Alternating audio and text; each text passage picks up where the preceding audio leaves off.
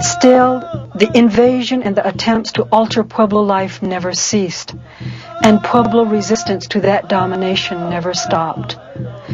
In 1906, the U.S. Forest Service appropriated Taos Blue Lake, the sacred water spring of the Taos Pueblo people, and made it a part of the newly developed Kit Carson National Forest.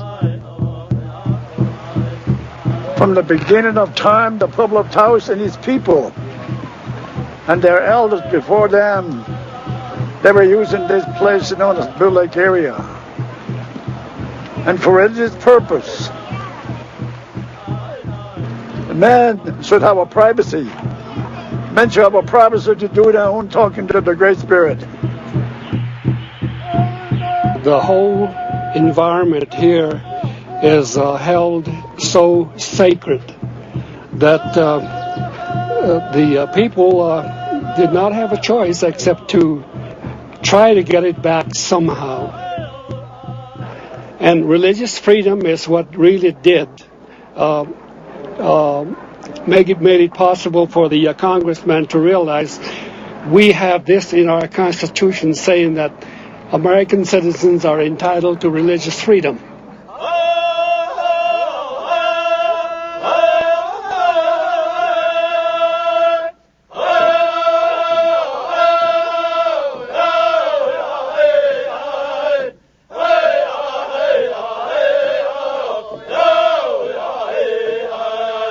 Today, the Taos people, through a celebration, are expressing their gratitude to all the people who have helped them recover their sacred Blue Lake.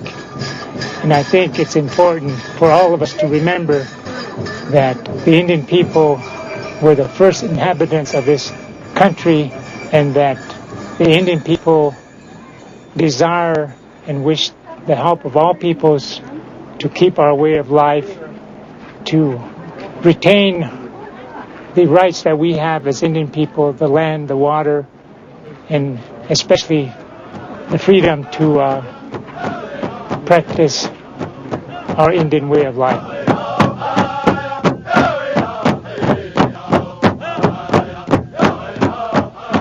I say to our youth that we live our Indian way throughout the year.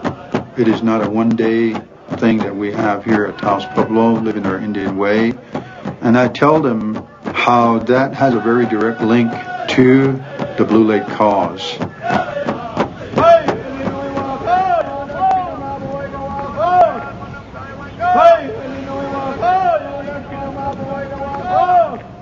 Our religion to us is sacred and is more important than anything else in our life.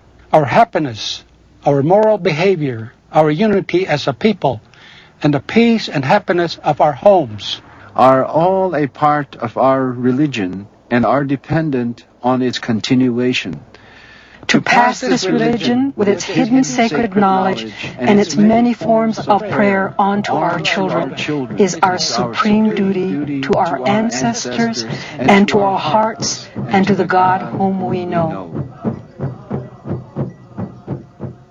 Our communities have survived. Our people are going to survive, I believe, if we're able to work with students in maintaining their tradition, maintaining their language, maintaining a way of life.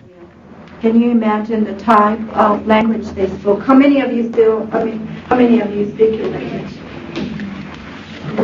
Why are we as Native Americans required to learn about European history? I mean, it's required in all schools, but why don't they have to learn about our history?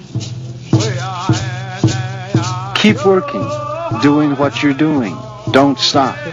That's the only way you will gain what you put into your work. But remember too, the story and this advice, it is to become part of your ongoing work and struggle and resistance, just as it was passed on from the generations and generations of our grandmothers and grandfathers. Yes, Tenenyu, that way the people and the land will continue. Life will go on.